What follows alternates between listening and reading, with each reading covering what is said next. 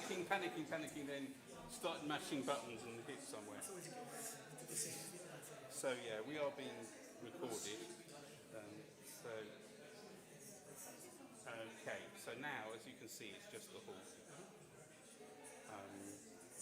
And then, so you can do it now.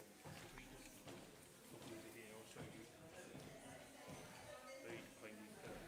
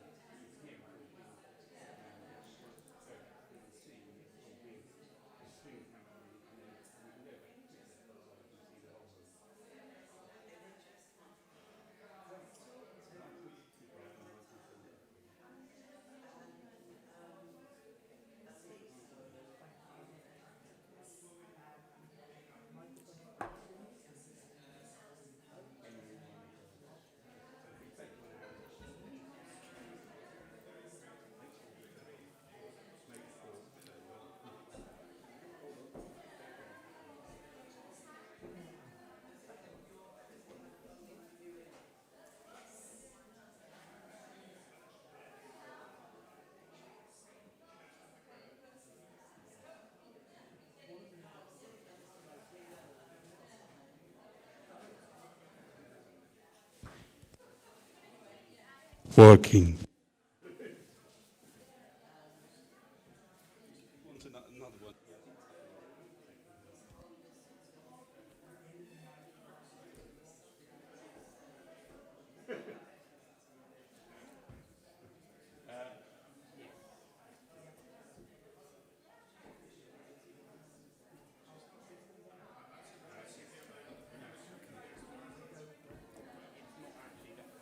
So, you just hit this system off button. System off and that'll power everything down. Yeah. Okay. Excellent. I think all geared up. I think we're okay. Fantastic. Thank you. Got it fine, didn't it? Thank you. Thank you so much. Really, really appreciate it. So now you know how it works. No problem next time. Absolutely. Give it every week.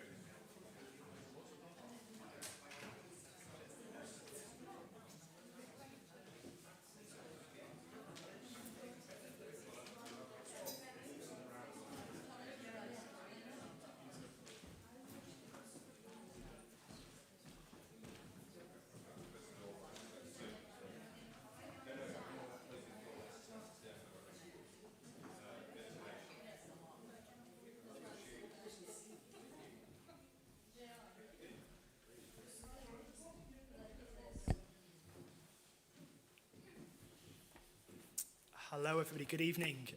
Welcome back to Humanities Society at Wolfson. It's wonderful to see people here in the hall, to be able to interact with people face to face, and to know that we've got a live stream as well this evening. So we're connecting beyond Cambridge, beyond Wolfson. We've got a slight delay there on the iPad. Thank you, Jane, for your IT support. So thank you for being here. Thank you for joining us. I'm really delighted to be hosting this event with Professor Ian Cross this evening, which I'm sure is going to be a fantastic talk. Before we begin and before we do a formal introduction, I'd just like, as many of you will know, Ian has very, very recently retired. And I'd just like to invite Professor Jane Clark, the president of Wolfson, to come up and say a few words. Jane, would you like to?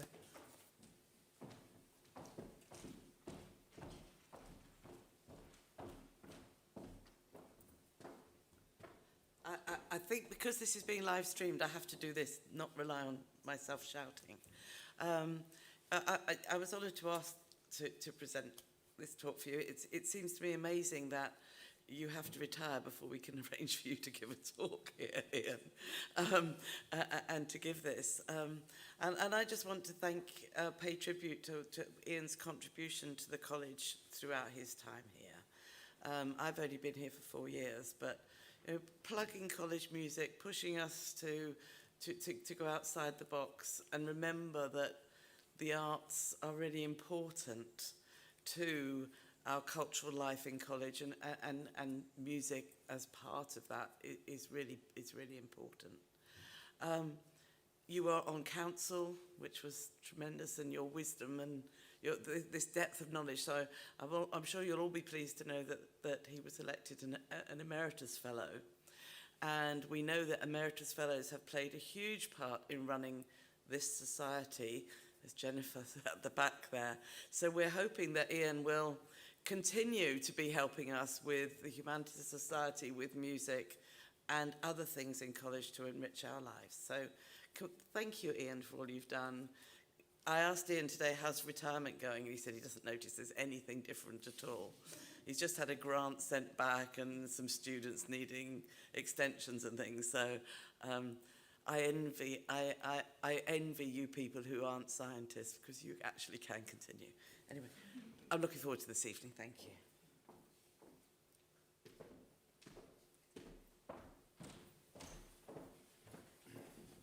Thank you, Jane. And a personal note of thanks as well to Ian. I don't know if you remember this, Ian, but I think my first day in Cambridge, just about, we met in the Faculty of Music when Ian was head of faculty, and he said, have you got a college affiliation? Because my college is looking for junior research fellows, you really should apply.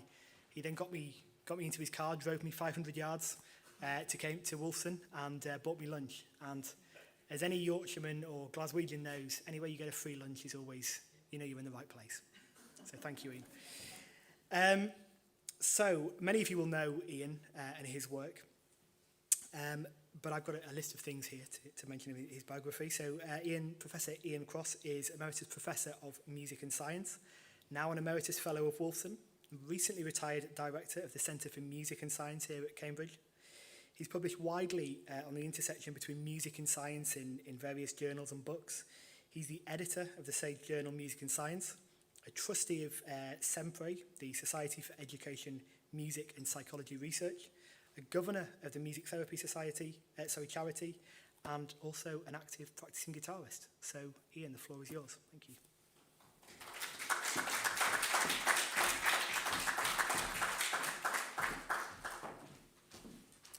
Thank you, Steve, and thank you, Jane, for your kind words. I'm going to plunge right in. And about 20 years ago, I wrote a piece that became both a keynote presentation and a book chapter in 1999 with a hyperbolic title, Is Music the Most Important Thing We Ever Did? Music, Development and Evolution. It was spurred by a chapter in Steven Pinker's 1997 book, How the Mind Works, that infamously suggested that music is simply auditory cheesecake. A pleasant diversion, but as far as biological cause and effect are concerned, music is useless. On reading Pinker, I thought he was not only trivialising something important to me, but he was showing a profound and ethnocentric ignorance of music, and indeed of the idea of culture, mistaking a contemporary and culturally particular idea of music for a universal human capacity. In my original chapter, I concluded that music could have been adaptive in human evolution, playing significant roles in human cognitive development and secondarily in processes of managing social relationships. Music was thus likely to have been functional in the emergence of modern humans. I've since explored aspects of music, its likely evolutionary significance and its roles in human sociality in essays and in experiments, detailing the results in over 50 papers, chapters, and the odd book, and have considerably revised my earlier ideas. I now think that music was, unambiguously, one of the most important things humans ever did, and I still do, and one of the most important things that humans still do. In this talk, I'm going to present some new theoretical considerations and experimental evidence that reveal music and key aspects of language to be intricately interlinked, and that imply that the human capacity for music is integral to the flexible sociality that enables humans to be human. I'll suggest that without music, the future of humanity is likely to be both bleak and brief. Pinker put forward the thesis that music is an interesting human technology, something that humans have invented to stimulate capacities in particular domains that have arisen because of their adaptive value in evolution, such as language, auditory scene analysis, and so on. But they're not, that the technologies, i.e. music, are not themselves adaptive. In stigmatizing music as auditory cheesecake, he's explicitly relating music to human behaviors that are non-adaptive, such as the ingestion of large amounts of sugar. This would have been evolutionarily adaptive when that type of nutritional resource was scarce, but when it's superabundant, it becomes severely maladaptive, leading to obesity, diabetes, etc. Pinker treats music as, in effect, an oral commodity. And in the late 20th century USA, this is indeed what music had become to many people who didn't think much about it. However, for most world societies, and as we shall see, music is much more than this, and self-evidently for all human history. Music has been much more than this. After all, until the late 19th century, if you wanted music, you had to pay someone to do it for you, or you had to make it yourself. In other words, music is not a disembodied auditory phenomenon, as in Pinker world. It's a dynamic, active, and interactive set of complex behaviors that are embedded in other cultural activities, and in those forms seem very capable of having fulfilled some functional roles in evolution. In rejecting Pinker's assertions, I identified one particular attribute of music of which Pinker was completely oblivious.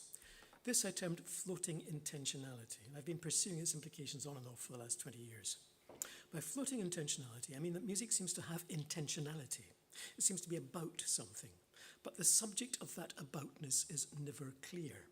Precisely what it is that an instance of music intends is rarely consensually determinable. Individuals may feel that they know precisely what the music means, yet are incapable of verbalizing it or articulating it in such a way that someone else can understand what the music is meaning for the original person. And this seems to be a universal characteristic of those phenomena that we identify from our Western perspective as music. In the 1999 chapter, I identified the genesis of music's floating intentionality as inhering in processes of cognitive and affective development in infancy. I suggested that proto-musical behaviors involve multiple different cognitive domains, each with the potential to be affectively loaded and embedded in the experience of movement in similar ways, allowing their significance for an infant to carry over between many different types of situations and types of internal states, hence music's floating intentionality. This leads to the notion of music as a consequence-free exploratory domain for the individual in both infancy and adulthood, as a means of exploring and self-regulating the inner world. It's supported by a substantial amount of evidence. There's work by Diana Burr, Sandra Trejo, Beryl Soule, and Daisy Fancourt and her team at the UCL are producing a tremendous amount of research exploring the significance of music, particularly in infancy, but also in adulthood. When we listen to music, we experience it largely on our own terms. The ways in which it makes sense to us are particular to ourselves, our histories, and our individual needs and motivations. Similarly, when we make music by ourselves, when we engage in what's been called holicipation by Andrew Killick, which appears to exist in every world culture, we're not making it for anyone else. We're generally not expecting anyone else to hear it, but are expressing something that makes sense for us in that moment. But, as I noted in the 1999 chapter,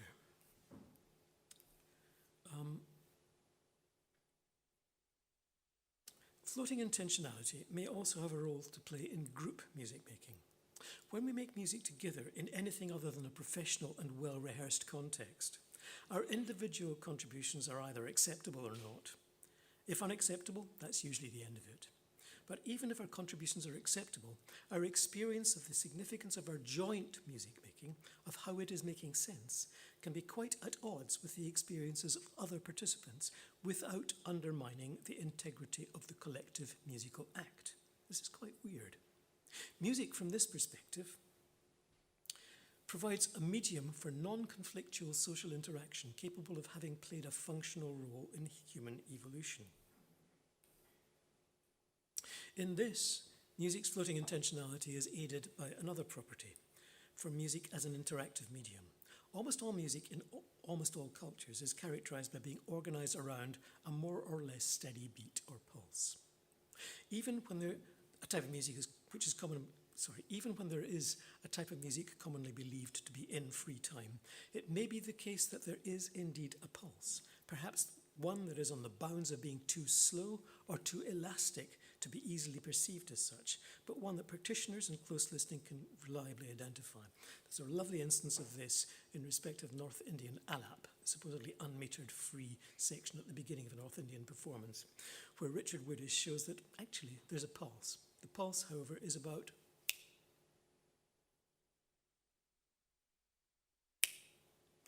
in other words, very, very slow. But as the performer, whose performance he was trying to analyze, told him, we need it there, it just keeps us in place. A commonly experienced pulse provides a framework for coordinating the activities of those involved in collective music making, enabling all to experience the activity in shared time. This, together with music's floating intentionality, allows all participants to, in a collective musical act, to experience the music in the same temporal frame, and as though its significance or meaning is the same for all participants. I'll come back to that point.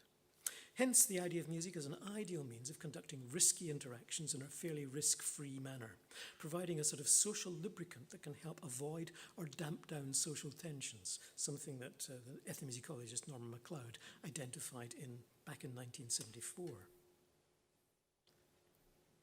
That such an interactive medium could have been evolutionarily significant becomes clearer when we consider that a critical driver in human evolution was not just the ability to deal with the physical environment, but also to manage the social environment. While we may share with our closest primate relatives the ability to manipulate our environment by the use of tools, we appear to differ from them in terms of our extremely flexible social intelligence. This has come to be recognized as one of the key factors shaping human life and culture over the last 30 years or so, and one that is increasingly identified as having played a significant role in the emergence of the modern human mind. Despite much evidence to the contrary, as a species we tend to get on with each other much better and much more easily than do almost all other primates. As a colleague recently put it, we can easily imagine corralling 300 unrestrained humans into close proximity in a confined space for several hours without too much trouble. Now just imagine checking 300 chimps in for their flight. It turns out that much of the music that's made worldwide, irrespective of culture, is made in groups rather than individually, rather supporting the suggestion that music may be most functional at the level of the group. Recent work by a graduate student whom I'm co-supervising in Tel Aviv, Dor Shilton, has explored two large ethnographic databases, the Global Jukebox and the Natural History of Song. And his results suggest that about 70% of vocal music in musically documented cultures is group, as opposed to only about 30% that is solo. I've been rather non-specific about the notion of music so far, relying on defining it by negation rather than by example. Two approaches to understanding aspects of music across cultures that were developed in the first decades of this century provide grounds for setting it on rather more substantive foundations. The first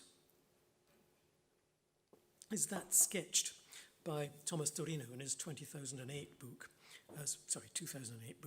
Music as Social Life. In it, Torino, an ethnomusicologist, lays out a number of fields of music, the principal two of which are presentational and participatory. Music in the presentational mode has particular attributes. It involves a sharp delineation between performer and audience. The music tends to be complex. Instances of music tend to be set items, pieces or compositions with extensive variation in structure and sound, delivery of which may be virtuosic, and audience engagement usually involves a silent, solipsistic, attentional focus. We sit still and listen. Conversely, music as participatory involves no clear delineation between performer and audience. Audience can become performer and vice versa. Musical patterns produced by any individual contributor are typically repetitive and fairly simple, although the totality can appear extremely complex.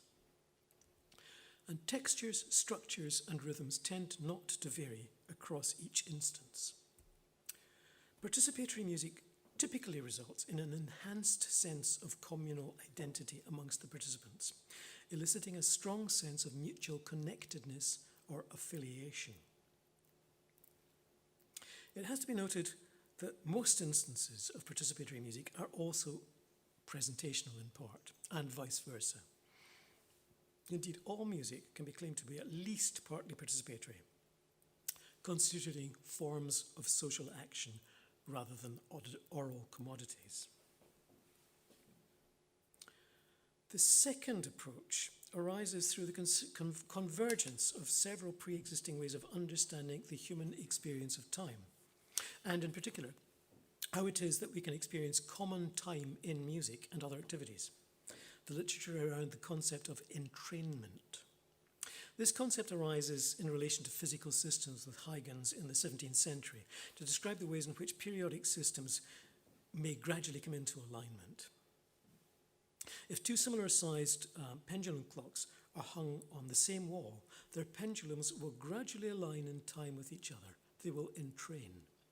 Numerous physical systems exhibit the property of temporal entrainment, henceforth just entrainment. And a large number of biological systems appear capable of it, for instance, fireflies flashing or cicadas stridulating, etc. Humans appear to be particularly capable of and susceptible to entrainment processes, most evidently in activities that involve movement such as walking, dancing, making music, etc., but also simply in listening, and as we shall see later, in conversing with each other. When we hear a piece of music, just listening to it, we typically abstract a referent pulse, usually about 60 to 75 beats per minute, and we entrain our attentional focus to that pulse. We'll usually be quite unaware that this is going on. The process of pulse abstraction enables us to coordinate our temporal behaviors with each other in simple and complex musical performances, and enables us to make sense of those simple and complex musical performances. We may each, in a performance, produce a sequence of events, none of which coincide in time with the abstracted pulse. Yet the pulse constitutes a commonly experienced background level of organizing and coordinating our production and perception of the collective musical event. When we make music together, however, we don't behave like metronomes, adhering to an unvarying temporal series of events.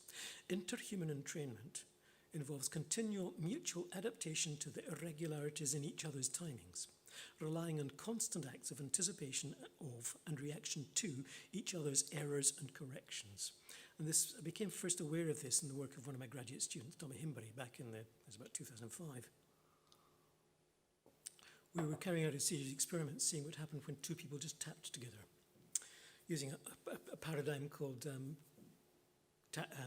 entrainment and continuation, where you play a metronome, then you get someone to tap along with the metronome. The metronome drops out, the tapping continues. What happens to the tapping? Does it stay at the same tempo? Typically, it will speed up very slightly, anticipating where the beat should be. What we found when we asked two people to do this tap together. Their goal was to keep together in time and keep together in time with a metronome. Fortunately, we did this as a pilot without dropping out the metronome. So the metronome continued, two people tapping along, and they went completely out with the metronome, but stayed really well together in time with each other. And when we asked, these are music students, we asked them afterwards, how well did you keep in time with each other? Well, very well. How well did you keep in time with the metronome? Oh, perfectly. They had no idea. But what we now think is happening is that they are mutually adapting to each other. The metronome doesn't care. It's just going on by itself. It has no idea. So they begin to ignore the metronome. It is a socially unreliable partner. So it just doesn't exist. So they stop hearing it after a while. But putting entrainment into the context of participatory music making and allowing the whole to be endowed with floating intentionality for all participants provides an extremely powerful means of enabling groups of individuals to interact in a coordinated manner that's more or less self-organizing.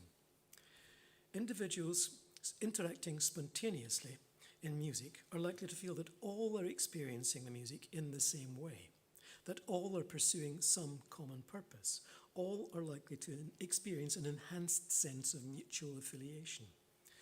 Music thus provides an excellent collective medium for relieving social tensions, for managing situations of social uncertainty, as I put it in the paper about 15 years ago.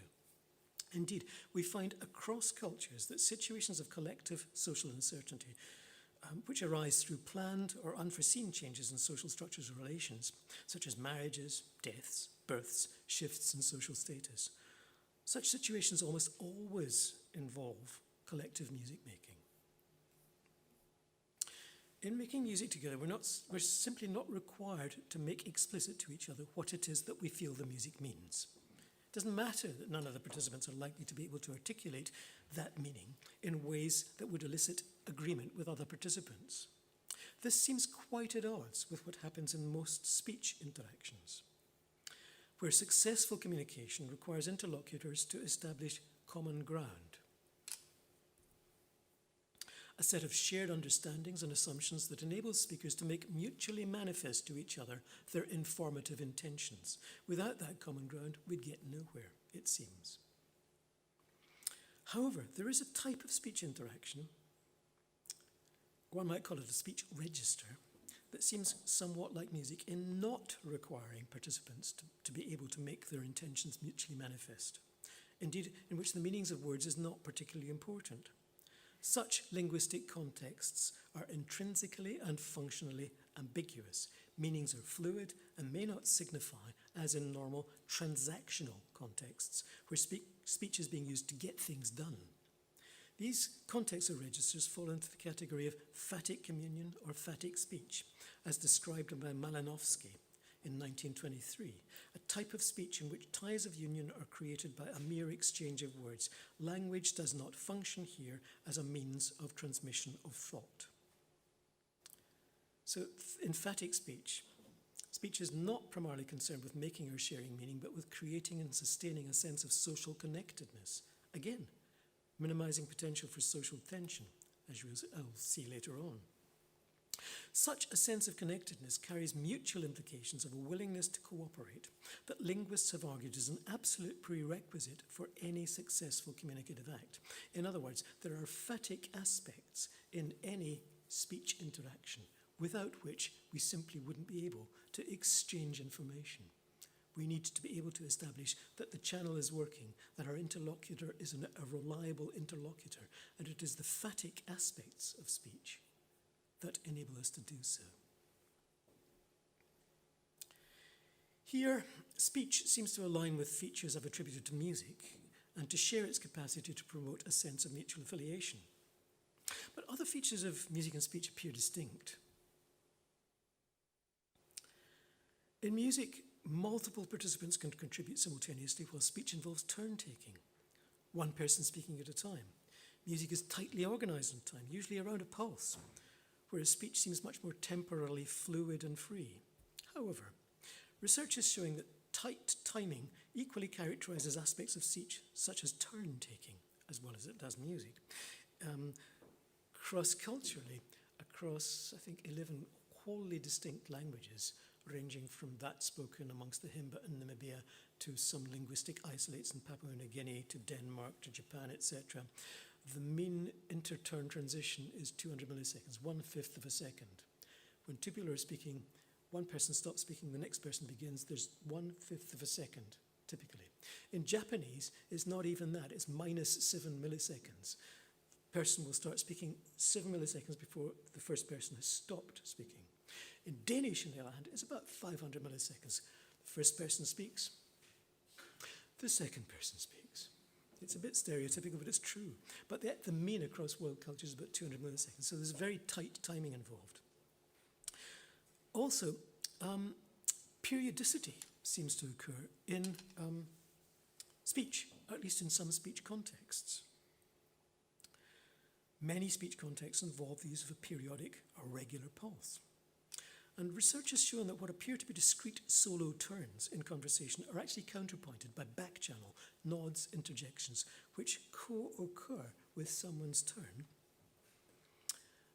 from other participants that can shape the course of a conversation to the extent it may be more appropriate to describe a conversation, even not one that appears to be something of a monologue, as this is at present, but this is an artificial situation, as being co-constructed by multiple participants.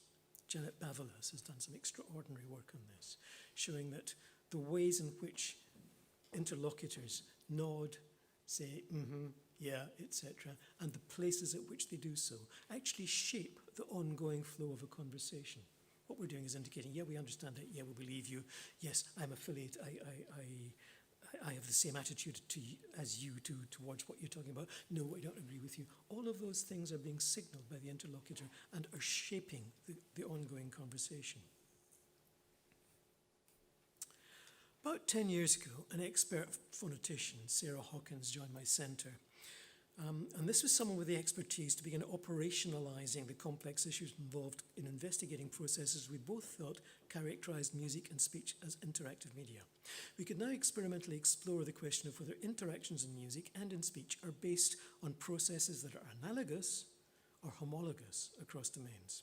Are we dealing with two distinct and discrete domains, or one domain superordinate to music and speech, at least speech in affiliative contexts such as the phatic register?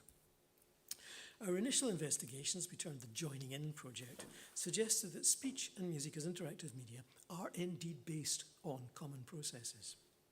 We explored interaction in spontaneous speech and music, recording pairs of same-sex friends, talking, doing simple non-musical tasks, and making music together.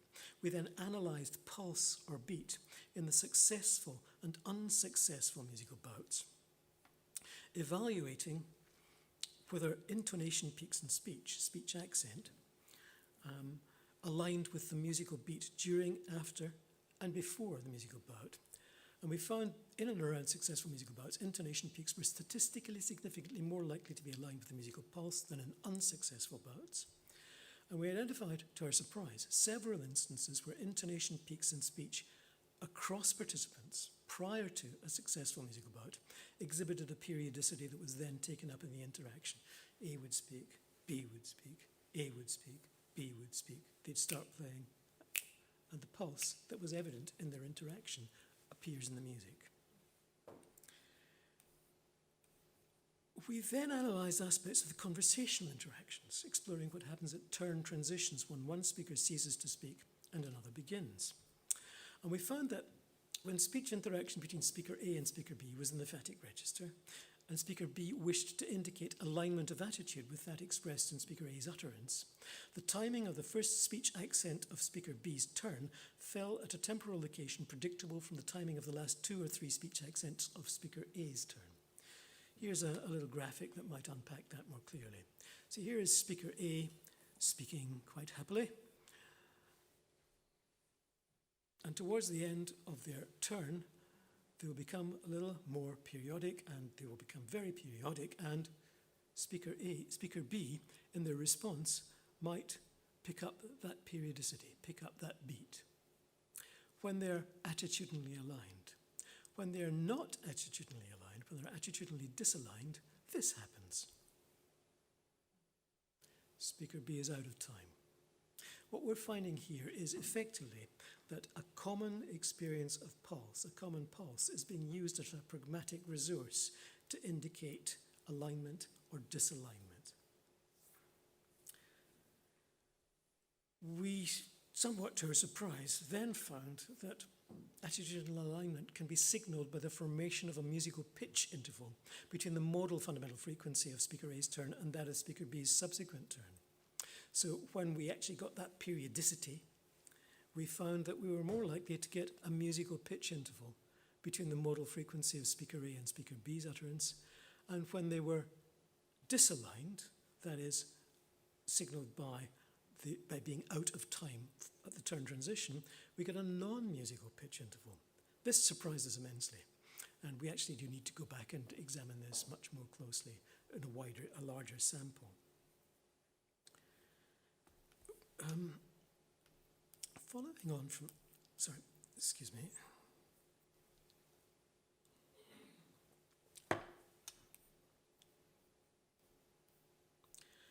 These findings led to an experimental collaboration with a group of Chilean researchers. This was mediated in part through my ex-graduate student, Juan Pablo Robledo, who had studied with this Chilean group before coming to do his PhD with me. And we explored the effects of making music together on subsequent conversations using pairs of Chilean Spanish-speaking participants. Interestingly, Chilean Spanish prosodically is unusual. Most European languages, in most European languages, speech accent is signaled by an increase in pitch, an F0 peak. In Chilean Spanish, it is signaled by an increase in intensity, not pitch. So a group of people speaking Chilean Spanish to each other are likely to sound really quite bored to someone who's used to European prosody, English or Spanish. But in fact, on close analysis, the F0 peaks, are replaced by intensity peaks. So this took quite some time to unpack that because people didn't know it, strangely enough. So what we used a motion capture suite, and we got dyads of same-sex strangers this time, not friends, to talk, to converse, then either to improvise music together, or build a tower out of Jenga blocks, and then to talk again. So we have the musical interaction, the MI condition, and the HB, the Jenga block, hands busy condition. We wanted something where people were just doing something with their hands, very much in the way that they would when they were playing the simple musical instruments that they improvised on. So this is a between groups experimental design, where we have first conversation, the intervention, second conversation, and the interventions are either music improvisation or building a tower out of Jenga blocks. And we explored the extent to which there was a change in the proportion of periodic question-answer pairs between the first and second conversations, dependent on whether or not people had been in the music improvisation or hands busy group. And we also looked at the extent to which their body sway was different in the first conversation and in the second conversation.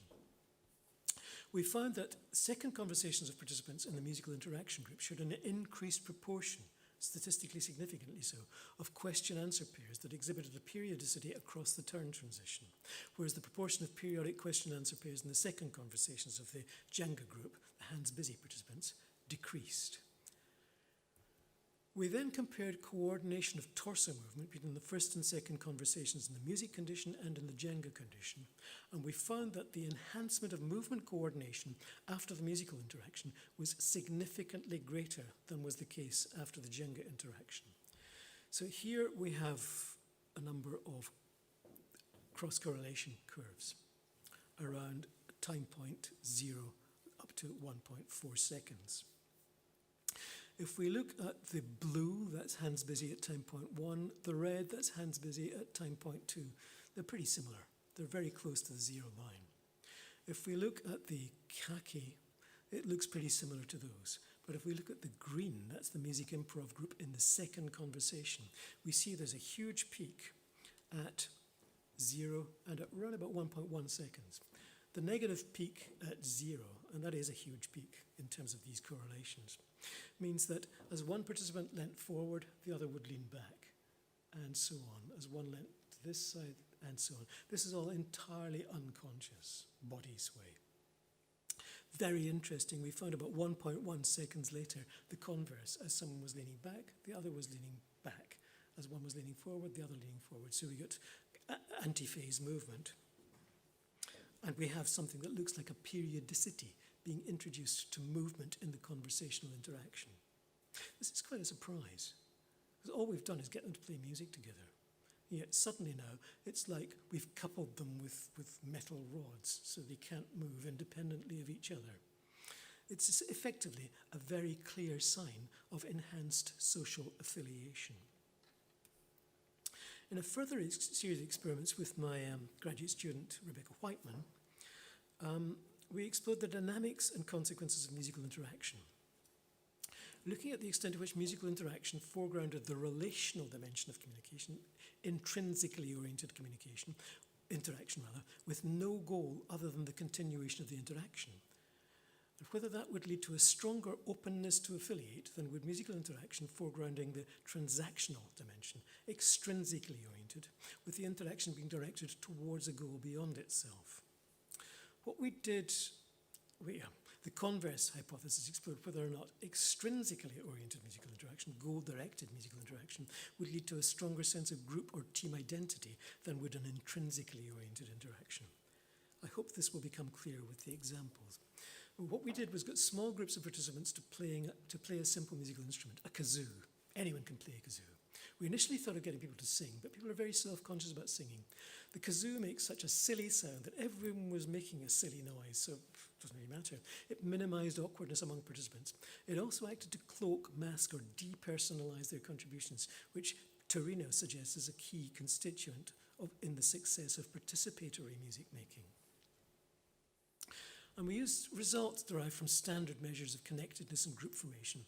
And they indicated that the intrinsically oriented musical interactions that foreground the relational dimensions of the interaction, there was no goal, are likely to induce openness to affiliate. In those conditions, we simply asked people to just make music together.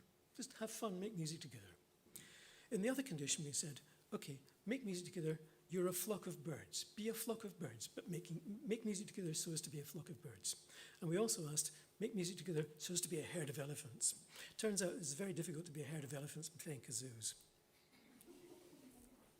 And the bird and elephant conditions, which had a quite specific goal, were likely to lead to a stronger sense of group identity. That is, we are us and we are different from you. Whereas the intrinsically oriented interaction, no goal, just make music together, led to a sort of, yeah, we're all equally affiliated. These experiments are small scale and rather tightly focused. The results have to be considered provisional. At the very least, we still need to test a broader range of cultural actors in a broader range of musical and communicative contexts. And we need to explore the multimodality of musical and conversational interaction. We actually get a massive data from our motion capture experiment, which we just haven't analysed yet. We just haven't had the time or the, frankly, energy to analyse, because there's almost too much data to analyse. But first, these experiments unequivocally point towards some rather interesting conclusions. They reinforce earlier findings that music as an interactive communicative behaviour is an extremely good means of eliciting feelings of social inclusion, connection, and affiliation. Many previous studies have reached these conclusions, including two in which I was closely involved, one with children, one with medical students. The first, conducted by Telchen Rabinovich as part of a PhD, showed that a program of musical group interaction could enhance the development of a capacity for empathy in children between the ages of 8 and 11. The MGI program consisted of a number of games, all of which required children improvising together on standard instruments to attend focally to each other. The second implemented a collaborative songwriting protocol pairing medical students with patients. Each student and patient would work together over a 4-week period to develop and write a song with some, though surprisingly little, assistance from musical professionals. Then all would perform their songs at the group's conclusions. And we found that this led to a significant enhancement of the students' attitudinal empathy, as measured in the Jefferson Physician Empathy Scale. So music is an extremely good means of eliciting feelings of social inclusion, connection, and affiliation, empathy. But the evidence also suggests that the same sets of processes seem to be involved in establishing and sustaining both music and emphatic speech. Can we determine whether music or emphatic speech would be equally efficacious in promoting empathy? The answer is the question is probably no. The experiments suggest that what we think of as music and as speech do not appear to rest on distinct processes. They don't appear to be distinct either as cognitive capacities or social processes. We find many instances of cultures that have taxonomies of communicative interaction that don't map simply onto our notion of music and speech as being distinct domains. So, for instance, the ethnomusicologist Tony Seeger found that the Suya, an indigenous Amazonian group living on the Xingu River, differentiate not between music and speech, but between caperne, which kind of is a bit like speech, in which there's priority of text over melody, text and melody determined by the speaker, with increasing formalization in public performance. Ngeri, singing, with priority of melody over text, text with the time and melody fixed by non-human sources. But they also have Sangeri, which is reciting or curing songs, and Yaren, telling, the recitation or recounting of a story. These are all different ways of communicatively interacting. They don't break down neatly into speech and music. It's a different taxonomy. Similarly, Gunther Senft, the ethnolinguist, found that out of 8 distinct communicative registers or genres in the Trobriand Islands, which consist of these, the typical one, the default one, is the last, Bigasopa. That's the default register, joking or lying speech, speech which is not vouched for. And that category includes songs. Songs happen within Bigasopa. They don't happen anywhere else. Song here is part of one speech register, as opposed to constituting a distinct mode of behavior from speech. So, across cultures, the distinction between speech and music appears far less clear-cut than might be thought. Speech, at least in the emphatic register, and music, at least in interaction, look increasingly like culturally reconfigurable modes of affiliative communicative interaction. We probably require a new taxonomy of human communicative behaviors here, distinguishing between those modes of communicative interaction that have their own continuation as a goal and that necessarily entail equality and affiliative mutuality, and those modes of interaction that are oriented towards organizing joint action towards goals extrinsic to the interaction. We thus arrive at a spectrum of communicative practices, with music and speech being intertwined in the domain of affiliative communicative interaction, distinguishable from other modes of communicative interaction by its foregrounding of relational, intra-interactional rather than transactional, in extra-interactional concerns. This situates music squarely within the affiliative social domain, in contradistinction to transactional interactive modes that may involve power relations of dominance and subordination. About 20 years ago, Dillard, Solomon and Palmer noted in their analyses of general frameworks within which social interactions can be understood, the primary distinction seems to be between the non-orthogonally related factors of affiliation and power. This suggestion is supported by research which shows that motivations of dominance and subordination or affiliation are subserved by quite distinct neural systems. Power-based interactions are behaviorally and neurally distinct from affiliative interactions. And those systems underpinning affiliation are largely the same as those underpinning attachment. This is not to say that any particular real-world interaction is likely to be cleanly assignable to affiliative or power frames. Almost any instance of interaction will exhibit both affiliative and power features. But music intrinsically carries affiliative connotations. To return to one of the starting points of this paper, not quite yet, humans are naturally social animals, predisposed to interact affiliatively. After all, in order to communicate in the first place, a presumption of cooperativeness is required, without which communication is simply impossible. But the human animal seems to require constant practice to retain the cooperativeness that has marked our evolutionary trajectory to date. When we are isolated, when our communicative capacities are blocked or inhibited, when the ways in which we interact with one another are warped by external agents, then our natural affiliativeness may become blunted, our expectations of mutual openness obscured, and our humanity diminished. We don't actually have to look too far to see such processes in operation around us. Social media has enmeshed us in a web of addictive and divisive technologies that have powered exclusion and reinforced the idea that the only motive is the power motive. This is a situation somewhat ironically prefigured by Roy Donrad in his critique of postmodernism 25 years ago as a theory in which there's only one real system, the power system. No, there are two: power and affiliation. Returning to the quote from Pinker that constituted a major catalyst for this whole enterprise, it seems that my initial intuition that he was mistaken was correct. In fact, in claiming that as far as biological cause and effect is concerned, music is useless, he was quite majestically wrong, at a level of wrongness that's commensurate with the hubristic title of the chapter in which his claim appeared, The Meaning of Life. It seems that humans need something like music to establish and sustain the cooperativeness that make us human in the first place. It may not even seem to us to be music, but so long as it fulfills the function of enabling affiliative communicative interaction, of fostering a degree of empathy, is doing just what music does. I'd suggest that anything that helps us maintain and reinforce our affiliative nature is necessary for the viable continuation of the human species, and that music's uselessness in doing anything more than enhancing empathy makes it almost invincible in countering the claims of hegemonic thinking. So, to answer the question that is this paper's title, the evidence would suggest that music is indeed one of the most important things we ever did. Thank you.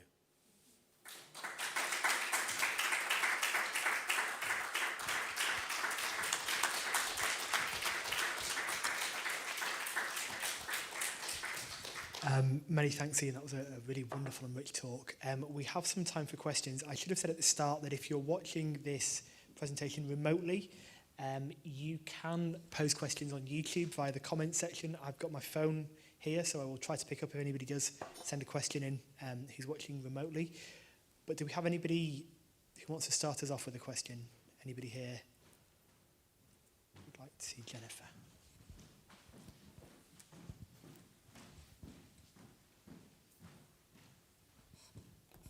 Hi.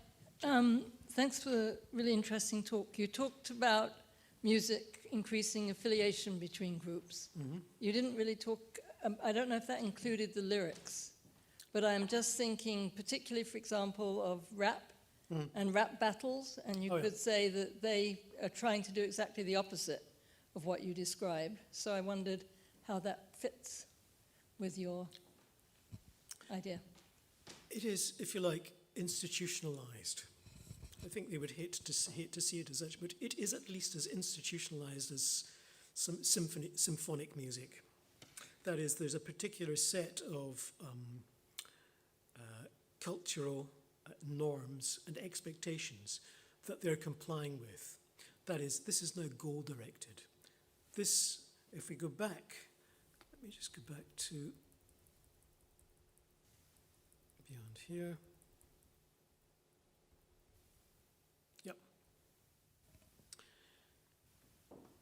Extrinsically oriented musical interaction with a strong specific goal are likely to lead to a strong sense of group identity. Now, that is a potentially exclusionary group identity. I am part of this group and we are in contradistinction to you. You see this with football crowds, for instance. So it's precisely the thing. So music is being co-opted in very much the same way that language is co-opted for ends that are, as it were, inimical to its attachment-based origins. But the essential affiliativeness of music makes it much more powerful in group formation and group exclusion than more or less any other medium. What we're doing is, using music, is enhancing a sense of affiliation. The framework within which you do that can be such that that sense of affiliation is limited to the immediate group or limited to a specific set of actors and is in contradistinction to an animosity towards another group, perhaps singing a different song. There's fantastic instances of this in Congado, in towns in the center of Brazil, where Congado groups, at a particular religious festival, form and process through the town, all doing their own music to their own beat. They will encounter each other, and in doing so must formally acknowledge each other's existence, but must maintain their own beat. What can often happen is they get swallowed up by the other group. The beat of the other group is too strong and pulls, acts as a kind of almost Lorentzian attractor in pulling the pulse of one group into that of the other. So, yeah, music can be used for a whole rate, like any other. We can use anything for good or bad. And music, unfortunately, fits just as well into that category as anything else. But it's much easier to use it for affiliative purposes. Do we have further questions, Lynn? I'd like to thank Ian for everything he's done for college music over all the years. You flagged up something that I found quite interesting. You talked about human need for periodic turn-taking in conversation and how that affirms affiliation. That explains in many ways the isolation and stress and cognitive dissonance that so many of us felt last year on Zoom because of the erratic time delay. Thank you very much for explaining that. It's exactly the same as musical. I mean, as I said, we have very tight timing in turn-taking in speech. And not just that, as someone is speaking, we will be nodding or interjecting, and we have to do it at the right time in the right place. With Zoom, it's all over the place. And that makes interaction much more stilted and artificial, much more difficult, really. Moreover, speech, like music, is multimodal. That's something I didn't really get onto. It's not just the auditory stream, it is the gesture. Every bit as much the gesture as it is the auditory stream contributes to the significance of what is being said. Similarly, in music, you can't do music without moving, and the movement is probably as much an integral part of the music as the sound. And of course, the TCP/IP, the protocol used for the web, doesn't respect real time, because otherwise it couldn't work. There's one system called Jacktrip, which was developed by Chris Chafe at Karma in Berkeley. And that works by just stripping internet protocol straight out and just squirting contribution from musician A down the line, musician B down the line. So when it goes wrong, it goes really badly wrong. But that's the only way that I'm aware of that two musicians can play online and interact in real time appropriately with each other. But it means killing the rest of the internet to do it.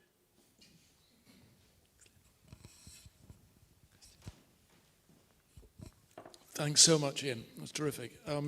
Where does this leave the solo singer? The person who sings on their own? Is this vis-a-vis the collective music? Is this is one a kind of byproduct of the other, or is there a strange kind of social interaction going on when I sing to or by myself? Very probably. One can simply say one is never alone in one's head. We are social animals. I mean, why on earth do you talk to yourself? What's that about? Who's talking to whom? But we do it. We all do it. That is, we behave as though we are ourselves enmeshed in sociality and in traces of the social, even when we're alone. And I think the same goes for the solo singer, very much for the solo singer. There are cultures in which interestingly, Arctic cultures, and Paleoarctic, where performance style is almost autistic. That is, the singer will not acknowledge the presence of the audience and will sing as though to themselves. And this probably just fits in with the life ways that are imposed by existence in Arctic and Paleoarctic environments, where you're likely to be with a group of people for 6 months of the year. And when I say with, I mean living in the same space as them for 6 months of the year. So one wants to minimize certain types of social interaction, yet at the same time experience the benefits of being able to interact socially. So that type of interaction, very weird interaction, where someone just doesn't appear to acknowledge the existence of people who are already around them, is one way of doing that. And that's where floating intentionality, that's one of the ways in which floating intentionality enters into this, I think. Anyway. Thank you. So in the sort of 20th century, music, because you had records and discs and other ways of doing it, people had music without doing it. Yes.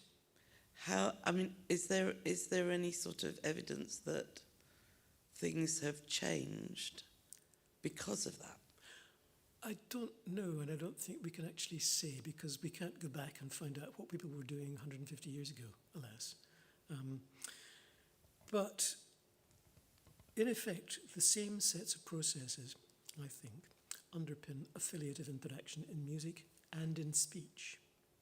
So even although most of what we conceive of as music is second-hand, indirect, and not produced by ourselves, not engaged with directly, at the same time we talk to each other.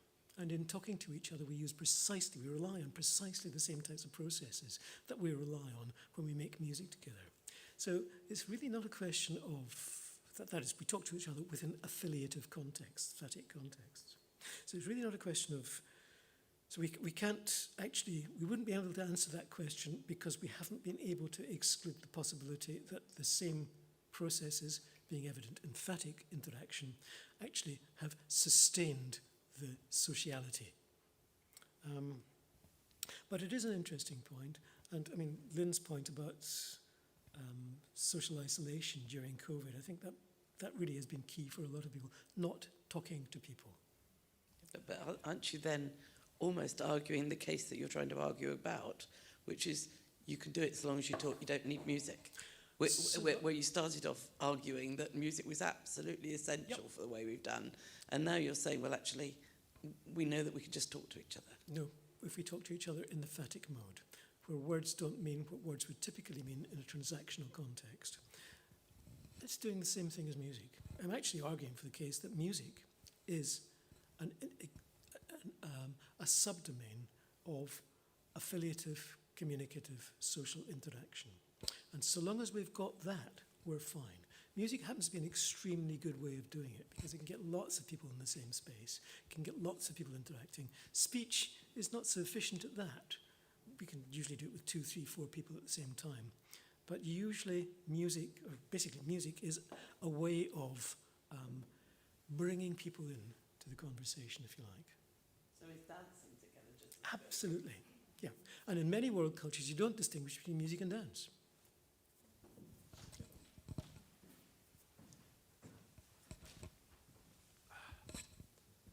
Thank you very much for a wonderful talk. I actually have a question which sort of results from your question, Jane, which is about me being a historian. I sort of try and look at music historically, and the question is about, it's a difficult one, I guess, the historical universality of the model that you sort of try to propose, and the historical experience of music, and to what extent we can say that that has been roughly similar throughout or not, because as you said yourself, like the availability of music we have right now is not what was the case 100 years ago and 150 years ago. Yep. So does that mean that our experience of music as humanity changed, evolved, etc.? And how far back are we able to make claims like this historically, say if we look at the past and we want to understand the significance of music scientifically?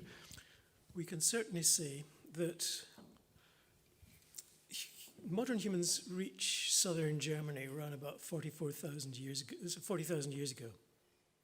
one of the first things they seem to do is make some extremely complex musical instruments, bird bone pipes and mammoth ivory tusk pipes. To do that, you have to kill your mammoth, you have to core the tusks, you have to split the tusks, you then have to pierce them and rebind them. That's a lot of effort. And this is a species that's just arrived in a still quite extremely hostile environment. It's the middle of an ice age, for goodness sake. So why on earth would you do that unless it was actually quite important to you? Similarly, I mean, if one wants to talk historically, there are sets of bird bone pipes, mainly vulture ulna, I think, found in Isteritz, a cave in Isteritz in southern France. And they date back, I think, about 27,000 years, up to about 22,000 years. More or less the same type of pipes. That's 5,000 years, a 5,000-year old music tradition. When we talk about music history, we're generally thinking about, the last 500 years or so, maybe pushing it for 1,000 years. But we've been doing music as a species for a very long time. Humans didn't turn up in Germany and think, we're in Germany, we better invent music. This is something we brought with us out of Africa. So there's a lot of archaeological evidence that points towards music as having been extremely important. The ethnographic evidence points towards something like music, affiliative communicative interaction, as being extremely significant for all world cultures. And that, together with our experimental evidence, suggests to me that what we're dealing with in thinking about affiliative communicative social interaction is something that encompasses what we now think of as music, which is very, very recent.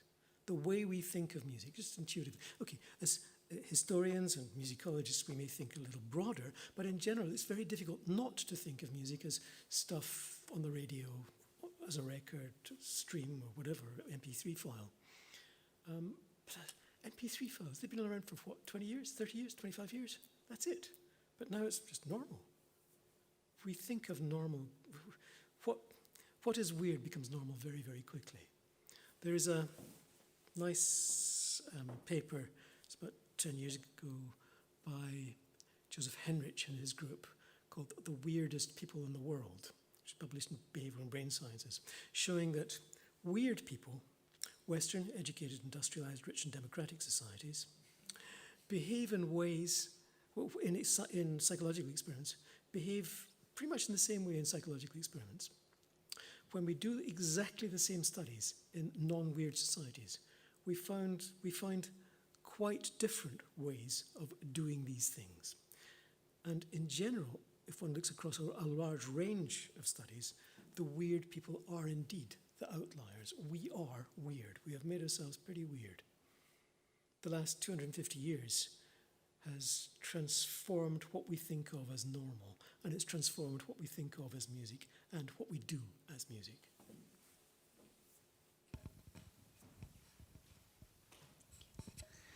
Thank you, Ian.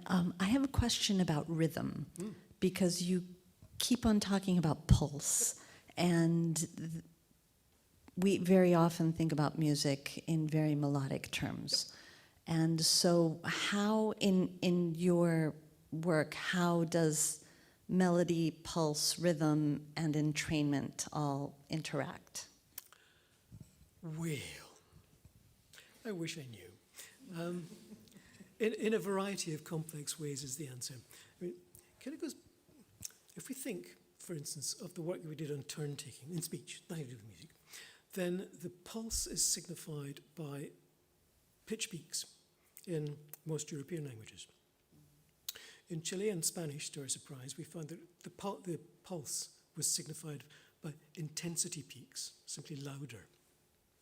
So the different physical parameters can be co-opted to do similar things. Melody can carry a sense of pulse, partly to do with, I think, its connotations of effortful or effortlessness. We can't really think about pulse without thinking about all the things that articulate it. Pulse is, if you like, an event, the consequence of an event in time, and events Pulse is the consequence of a train of events in time, and our experience of similarity and difference between that between events within that train. So it's probably not a very good answer, but that's probably the best I can come up with just at this stage, I'm afraid.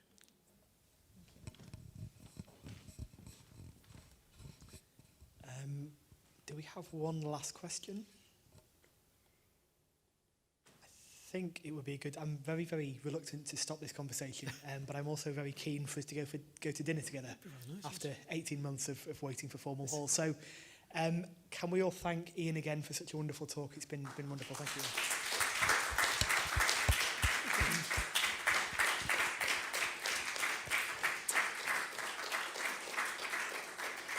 And thanks, Ian. And please do join us for future humanities events. Cesare, do you know the next talk?